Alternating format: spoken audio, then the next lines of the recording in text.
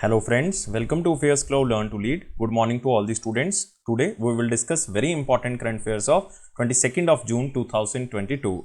You can see two best images of the day, but today we will discuss very important and the most important current affair. So watch this video till last. But first of all, you have to download our application Careers Cloud from the Google Play Store. After that, log in with your email ID. Then click on this Crack Current Affairs section to subscribe our current affairs for 1 year as well as for 2 years. Both the subscription prices are very much low. But the most important thing, what we are covering under this 1 year and the 2 year subscription, we are providing you daily section. In the daily section, you will receive three things. One is the detailed current affair. Second is the question and answer format of current affairs, but both will be provided in the form of PDF or in the form of ebook. And third is the quiz section, and this can be attempted only on our application on daily basis. Next is the weekly section. Again, we are providing three things. One is the detailed current affair, second is the question and answer format, but both things will be provided in the PDF format, and third is the quiz section, which you can attempt on our application on weekly basis. Next is the monthly section, and in the monthly section we are providing you four type of PDFs. One is the detailed current affair PDF, which is known as study PDF. Next, all the detailed current affairs will be converted in the form of question and answer. That's why it is known as question and answer PDF, so that you can revise all the current affairs in the question and answer format.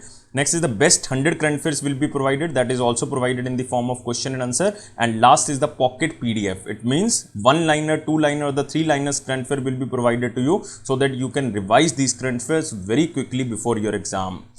Next is topic wise current affair. This is very important section because we are providing 20 most important topic wise PDF. If you want to revise one or two particular topics, then you can use this topic wise PDF. If you are a banking student, then we are providing three things. One is detail, second is question and answer format of current affairs, but only related to banking and economy, and third is the quiz section. It is also only related to banking and economy, and you can attempt this quiz section only on our application on monthly basis. Next is exam PDF. If you want to cover all the current affairs before your exam of particular year, then you can use this exam PDF. Next is special current affair section. In the special current affair, we are providing you budget and economic survey. Two things we are providing. One is detail, budget and economic survey. Second is question and answer format of budget and economic survey. It means you can recall that examiner can make these type of questions from budget and economic survey.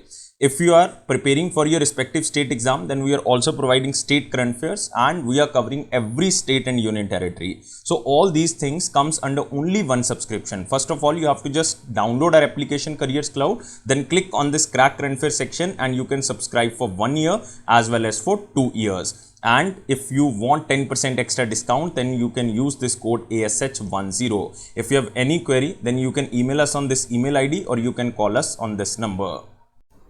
So let's start 22nd of June 2022 current affairs. But first of all, you have to like this video, share this video as maximum as possible, and you have to subscribe our channel if you are new on this platform, and join our Telegram group so that you can attempt quiz on daily basis, and you can also get the information on our Telegram channel.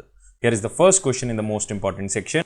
Who has become the India's 74th Grandmaster? Very static question. So just remember, India's 74th Grandmaster is Rahul Shrivastava. So answer of this question is D, and he belongs to which state? He belongs to Telangana. So the 19-year-old Rahul Shrivastava of Telangana has become India's 74th Grandmaster, and he broke the 2500 elo points barrier in the live International Chess Federation's rating during the 9th Cattolica Chess Festival, which was held in Italy.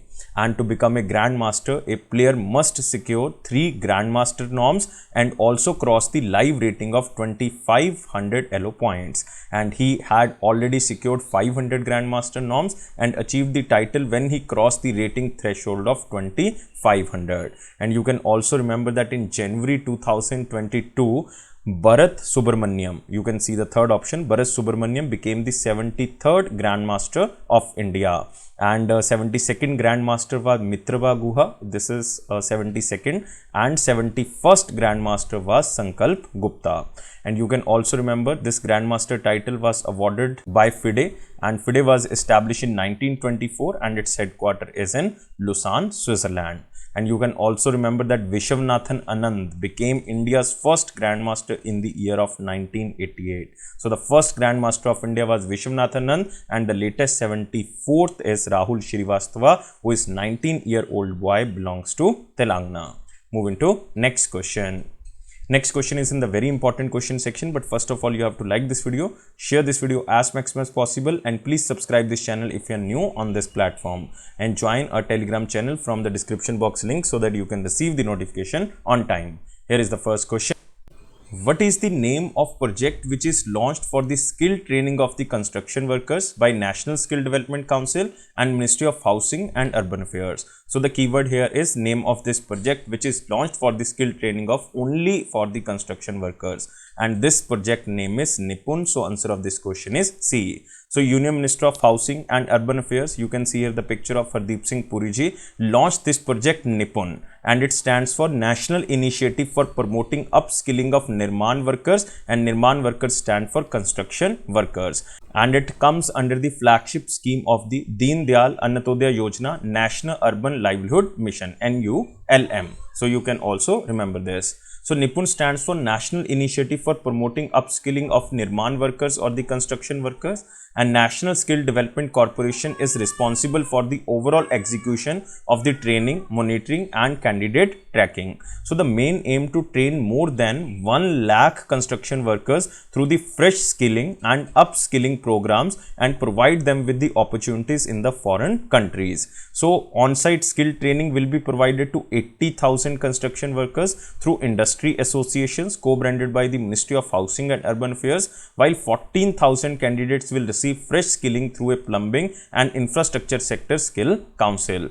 And the training includes like training on the Kaushal Bima, which is 3-year accidental insurance with coverage of 2 lakh, digital skills like cashless transaction and beam application utilization, orientation about entrepreneurship and employee provident fund and other facilities. So this scheme or this project also aims to place at least 12,000 people in the foreign countries like the Kingdom of Saudi Arabia, United Arab Emirates and Gulf countries. And you can also remember about Ministry of Housing and Urban Affairs. Union Minister is Hardeep Singh Puri ji. He is currently the member of Rajya Sabha from Uttar Pradesh. And remember, the main aim is to train more than 1 lakh workers through fresh skilling and upskilling programs and provide them with opportunities in the foreign countries. And name of this project is NIPL. So now we are moving to the next question.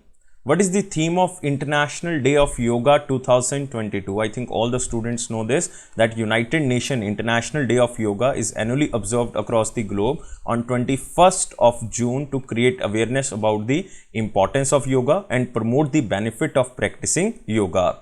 And this year, 21st of June 2022 marks the observance of 8th International Yoga Day. This is very, very important. This can be asked. So this is the 8th International Day of Yoga. And what is the theme of 2022? Theme is Yoga for Humanity. So answer of this question is B. So International Day of Yoga observed on 21st of June 2022. So on the occasion of the 8th International Day of Yoga, Prime Minister Narendra Modi participated in the mass yoga demonstration at the Mysore Palace ground, which is situated in Mysuru, Karnataka. And as a part of Azadi Ka Amrit Mahotsav, mass yoga demonstrations are organized at 75 iconic locations across India under the leadership of 75 union ministers.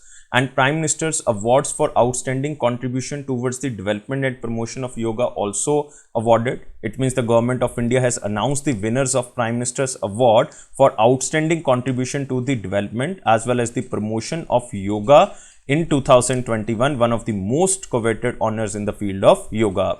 And in 2021, awards are presented to 2 individuals and 2 organizations. And these individuals are like Marcus Roger Rodriguez, belongs to Brazil, and second individual is Buddhist monk Bhikkhu Sanghasena, and he belongs to Leh and Ladakh. And the organization's names, one is the British Wheel of Yoga in United Kingdom, second is the Divine Life Society, which is situated in Rishikesh, Uttarakhand. You can remember, just read these awardees because these are important and it can be asked by the examiner.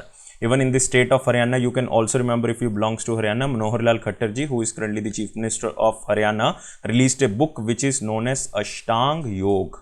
Remember this? Ashtang Yog, and this book is authored by Dr. Sonu Phogat. Dr. Sonu Phogat. So again, this is very important, especially for the Haryana students. Moving to next question.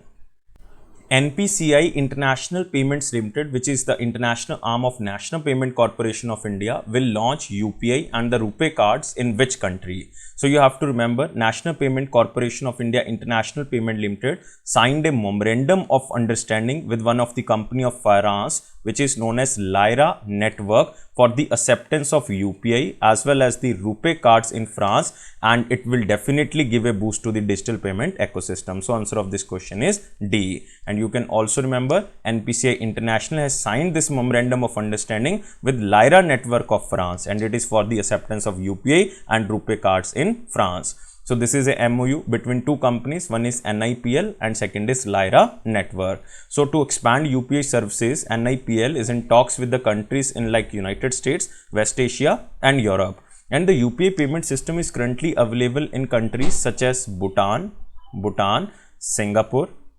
Nepal and United Arab Emirates. And Indian tourists in France can make seamless payments using the new UPI payment mechanism.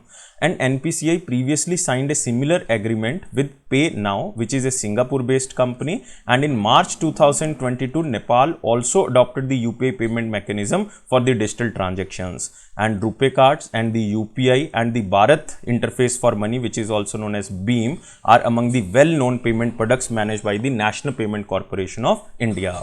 So just remember, RBI recently permitted linking credit cards with the UPI. So UPI is very important platform for India, and the service will be limited to RuPay cards for the time being. So far only debit cards have been linked to the payment system, but now RBI permitted linking credit cards with the UPI system. And remember about National Payment Corporation of India, NPCI. NPCI was established in the year of 2008, and who is currently Managing Director and CEO? Dilip Asbe is currently the Managing Director. And where is the headquarter? Headquarter is in Mumbai, Maharashtra. And you can also remember NPCI International Payment Limited, NIPL. So NIPL is basically the international arm which is established in the year of 2020 as a fully owned subsidiary of the National Payment Corporation of India. And NIPL is dedicated to development of the RuPay and UPI outside of India. And who is currently the CEO? CEO is Ritesh Shukla. Ritesh Shukla. And its headquarter is in Mumbai. So remember all the things. Now we are moving to the next question. Which state government signed a memorandum of understanding with BYJU'S to provide quality education in the government schools? Again, this question is very important because it is a tie-up with the private company so that they can promote and they can provide quality education in the government schools, and this is the state of Andhra Pradesh. So answer of this question is D. So under this partnership, the quality content provided by the BYJU'S will make it easier for the children to understand in the visual medium and also help in achieving better results for the students studying between the class 4 to 10 in the government schools across the state. So it means it is just to improve the quality education, especially for the students of the government schools. And the government would provide tabs to the guide the students who are currently studying in the class 8 and will be appearing for class 10th exam in the CBSE in 2025. And the government will be distributing the tabs to 4.7 lakh students in September at a cost of 500 crore rupees. So just remember the question as same as in slide, and this is the state of Andhra Pradesh. Chief Minister is Y.S. Jagan Mohan Reddy ji and Governor is Vishwa Bhushan Harichandan. Vishwa Bhushan Harichandan ji. Moving to next question. Who won the Asian Junior Squash title in the under 15 category? Again, this question is static, and just remember the name. Name is Anahat Singh, and don't confuse it with Singh because she is a girl. So answer of this question is A. So Indian player Anahat Singh, and she is just a 14-year-old, won the gold medal in the girls under 15 category at the 29th Asian Junior Squash Individual Championship by defeating Hong Kong with 3-0 in the final. So the tournament was held in Pattaya, Thailand between 15th to 19th of June 2022, and Anahat reached the finals without dropping a single game in the tournament and had also defeated Malaysian top player with 3-0 in the semi-finals. So far, Anahat has won 46 national circuit titles, 2 national championships and 8 international titles. You can also see here the picture of Anahat, and she is the only Indian girl to win the US Junior Open Open in any category and the British Junior Open. So just remember, the name is Anahat Singh, Indian player, 14-year-old, and she won the gold medal in the girls under 15 category at 29th Asian Junior Squash Individual Championship by defeating Hong Kong player with 3-0 in the finals. And this tournament, 29th Asian Junior Squash Individual Championship, was held at Pattaya, Thailand. Moving to next question. Who released a document which is known as Payments Vision 2025? So just remember this keyword, Payments Vision 2025, and by the name of payments you can guess that it is released by RBI. So Department of Payment and Settlement System of Reserve Bank of India released this document which is known as Payment Vision of 2025, and it aims threefold increase in the digital payments. And it is on the core theme of e-payments for everyone, everywhere and every time, to provide every user with 6 attributes like safe, secure, fast, convenient, accessible and affordable e-payment option. It also utilizes India's efforts and builds on the focus of G20 to enhance cross-border payments by addressing the 4 key challenges of cost, speed, access and transparency. So it is a progressive document aiming to establish India as a powerhouse of payments globally. So there are some forward-looking initiatives proposed under this document, like global outreach of UPI, global outreach of RTGS or real-time gross settlement, NEFT and RuPay Cards with the nation specially covering United States dollar, British pound sterling and euro. And also one proposal is given under this document, like NEFT is to be made available around the clock throughout the year, which is presently operated in the batches of half hourly intervals throughout the day. So again, this is very important document, especially to enhance the payments digitally, and it will address the problems related to the e-payment system. So moving to next question. ICG or Indian Coast Guard inducted a first made in India advanced light helicopter Mark III aircraft. This was designed and developed by which company? This was designed and developed by Hindustan Aeronautics Limited. So answer of this question is B. So Indian Coast Guard inducted a first made in India advanced light helicopter which is known as Mark III aircraft, and it is included in the Coast Guard region which is headquartered in the Chennai, Tamil Nadu. So you can see here, ICG inducts indigenously designed developed advanced light helicopter Mk3 in Chennai. And this is the first induction into the newly created 840 squadron that is to be based in Chennai, and 3 more choppers of the same variant are to be inducted. And this advanced light helicopter is an indigenously aircraft designed and developed by the Hindustan Aeronautics Limited. Even the 3 more advanced light helicopters will be added to the inventory of the 840 squadron shortly. And this ALH Mk3 has the multi-fold capability of beyond visual range detection using the state-of-art radar integrated with long-range imaging, identification using the electro-optical port and automatic identification system. And until now, Hindustan Aeronautics Limited has delivered 13 out of 16 such aircraft to the Indian Coast Guard. And you can also remember about Hindustan Aeronautics Limited. It was established in 1940. Its headquarters is in Bengaluru, Karnataka. And who is the chairman and managing director? And he is R. Madhavan. R. Madhavan. Moving to next question. Next question is from picture, and this is Prime Minister Narendra Modi, who participated in the Gujarat Gaurav Abhiyan program at Vadodara and also inaugurated a Lace Foundation Stone Development Project worth rupees 21,000 crore rupees. So the Prime Minister dedicated and laid the foundation stone of various railway projects worth rupees 16,000 crore. So all the projects are related to railway, and this will help in lowering logistic cost and boost industry and agriculture sector in this region. And they will also improve connectivity in the region and enhance passenger amenities. So he also laid the foundation stone of Gujarat Central University in the Kundhela village in Dabhoi Taluka of Gujarat. So it is located at about 20 km from Vadodara city, and the university will be constructed at a cost of 425 crore rupees, and it will cater to higher education needs of over 2,500 students. Next is Prime Minister launched Mukhya Mantri Matru Shakti Yojana with an outlay of 800 crore rupees. So under this scheme, you can say pregnant and lactating mothers will be given 2 kg of chickpea and 1 kg of tur dal and 1 kg of edible oil free of cost from the Anganwadi centers every month. So remember the name of this scheme, Mukhya Mantri Matru Shakti Yojana.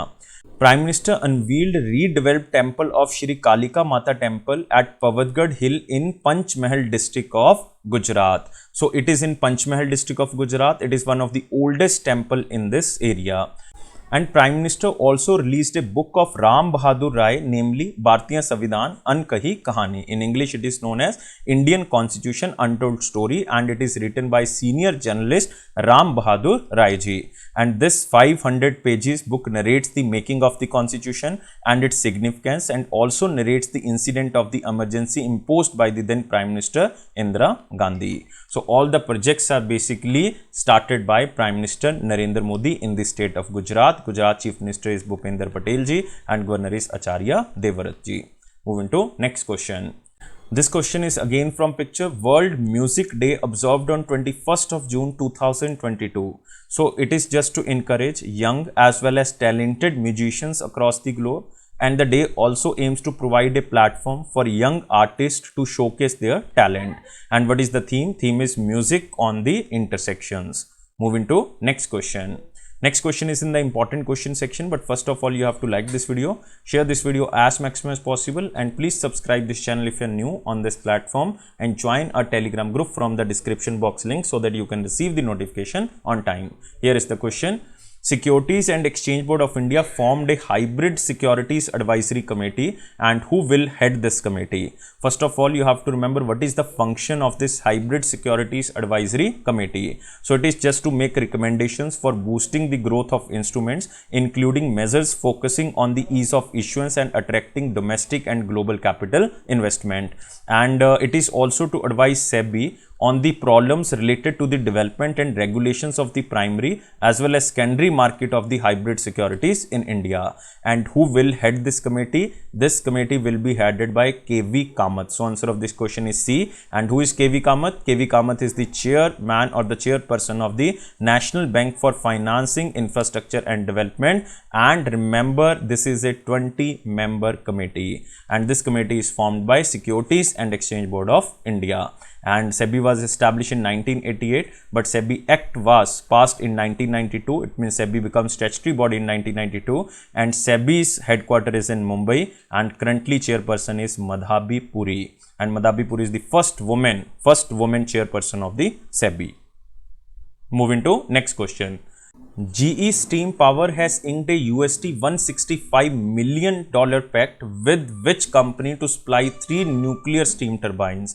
So in very simple word, you have to remember this GE Steam Power company. This is a world energy leader, and this has inked a $165 million pact with one Indian company so that both can supply 3 nuclear steam turbines. And this Indian company is Bharat Heavyweight Electrical Limited. So both companies will supply 3 nuclear steam turbines. And this GE Steam Power will manufacture nuclear steam turbines at its facility in Sanand in Gujarat as a part of the Government of India's Atmanirbhar Bharat initiatives. And these turbines are being engineered and manufactured with an improved design that will increase output and suit the customer needs. So just remember, next company is Bharat Heavyweight Electrical Limited, and other company is GE Steam Power. Moving to next is our one-liner important points. Here is the first. NCPCR, it stands for National Commission for Protection of Child Rights, celebrates elimination of the Child Labour Week from 12th to 20th June of 2022. So it is, you can say, to honor the World Day Against Child Labour in the 75 places as a part of the Azadi Ka Amrit Mahotsav. And the week is observed to focus on the problem of child labour and find ways to eradicate it. So during this week, rescue operations in 75 places across India where children are involved in labour work like scrap and automobile markets were conducted with the help of authorities like State Commission for the Protection of Child Rights, district authorities and child welfare committees and the other stakeholders. And remember, this National Commission for the Protection of Child Rights passed in the year of 2005. This act was passed in the year of 2005. Next is Pakistan stays on the Financial Action Task Force grey list subject to the on-site verification. So June 2022 One primary session of the Financial Action Task Force was held in Berlin, Germany, and according to this session, Pakistan will continue to be on the grey list of the countries under increased monitoring of the Financial Action Task Force, a French-based international watchdog. So, Paris-based this Financial Action Task Force added Pakistan in 2018 to the grey list, which is composed of the countries with a high risk of the money laundering and terrorism financing, but which have formally committed to working with the task force to make changes. And the grey list specially help countries to focus on setting standards and promoting effective implementation of legal, regulatory and operational measures for combating money laundering, terrorist financing and other related threats to the integrity of the international financial system. So, as a result of the grey list, it is difficult for the Pakistan to get financial aid from the world bodies like the International Monetary Fund. Next, Piyush Goyal inaugurated Mango Festival in Belgium. So, Piyush Goyal, who is the Union Minister of Commerce and Industry, has inaugurated a Mango Festival in Brussels in Belgium to raise awareness among the Europeans and establish a market for the Indian mangoes in Europe. So, India is a big supplier of mangoes to the rest of the globe, but most of the mangoes end up in the Middle East rather than Europe. So, this is the first time that it has been hosted in Belgium. Next is Department of Telecom launched Design Linked Incentive Scheme and extends Telecom Production Linked Scheme by 1 year. So, Department of Telecom under the Ministry of Communication launched an incentive scheme for design-led manufacturers and extend the base year for the calculation of rupees 12,000 crore approximately, and it is for the production linked incentive scheme by 1 year. And it also raised the incentive rate by an addition of the 1%. So, the government has opened the application from 21st of June to 20th of July, like for 1 month, and the main objective is to build a strong ecosystem for the 5G network. Next is World Hydrography Day 2022 observed on 21st of June. It is just to create awareness about the hydrography and its importance in improving knowledge of the seas as well as oceans. So, the theme for the World Hydrography Day 2022 is Hydrography. This is for contributing to the United Nations Ocean Decade. And remember, there is one organization which is known as IHO, International Hydrography Organization. It was established in 1921 and it is an intergovernmental organization that works to ensure that all the seas and oceans and navigable waters are surveyed and charted. And remember, the headquarters of International Hydrographic Organization is in Monaco. Moving to the last question, International Day of the Celebration of the Solstice 2022 observed on 21st of June. So, it is just to create awareness about the importance and significance of the solstice in various religions and ethnic cultures across the globe. So, now question arises, what is the meaning of this solstice? So, the word solstice is derived from the Latin word which consists of sol plus sister. So, sol stands for sun and sister stands for to stand still.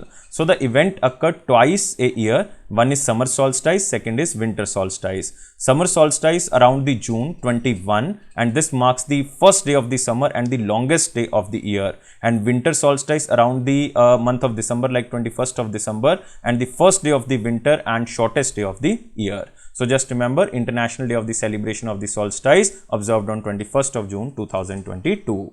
Moving to the question of the day, what is the question of 21st of June 2022? Who was awarded with Netaji Award of 2022 by the Netaji Research Bureau? So, very simple question, very simple answer. Answer of this question is Shinzo Abe. So, the former Japan Prime Minister Shinzo Abe was conferred with the Netaji Award 2022 by the Netaji Research Bureau. So, moreover, in January 2021, India bestowed the Padam Vibhushan Award on the former Japanese Prime Minister Shinzo Abe, the country's second highest civilian honor. So, remember, this person is Shinzo Abe. Moving to the question of the day, what is the question? Who was awarded 2022 Templeton Prize? So, just remember, this is most important question and you have to answer me only in the comment box. I am waiting your answer. So, please like this video, share this video and subscribe our channel, and you can join our all platforms like Facebook, Instagram, LinkedIn, especially our Telegram channel, so that you can get all the information from our Telegram channel. And don't take life so much serious. Life is fun. Always be happy and always take care of your health. Thank you guys. Take care and bye-bye.